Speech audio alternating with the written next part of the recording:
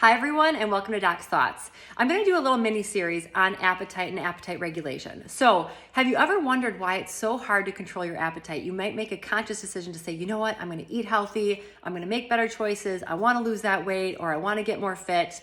And then the day happens and you're diving into the chocolate or you're stopping for fast food. We've all been there, all done that, right? So it's really, really hard sometimes not to give into those appetite and cravings. And what we don't think about is that one of the reasons why we might have that strong appetite is actually because of stress. So I'll break it down for you just to make you understand where it comes from. When your body is under stress, your body knows that it needs energy to tolerate that stress. You need to be strong, you need to have energy. And so what you do is your body actually tries to get energy in the form of food. So it makes you crave the food.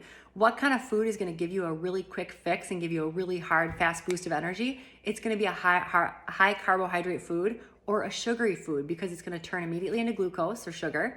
And then you're going to get that big boost of energy, and it can allow you to do what you need to do in that stressful moment.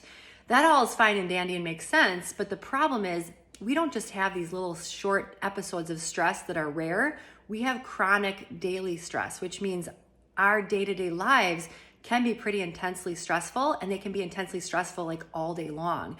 So what that leads to is it leads to a body that is trying to get energy, and so it's constantly craving really quick fixes of sugar in the form of either sugar itself or simple carbohydrates that turn into sugar really quickly. And so if you're someone who notices that you're just like ravished all day long and you want to go for these quick fixes, take a step back and look at yourself and ask, is this and could this be because of stress? And for a lot of us, it will be, not all the time. And if it is, then the next step is ask yourself, is there something I could do to get rid of this stress? That's obviously a big question, and it's not always something we can do. I know that for sure.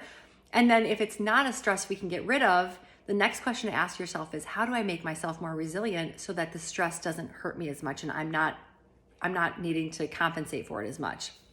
Another question for another video.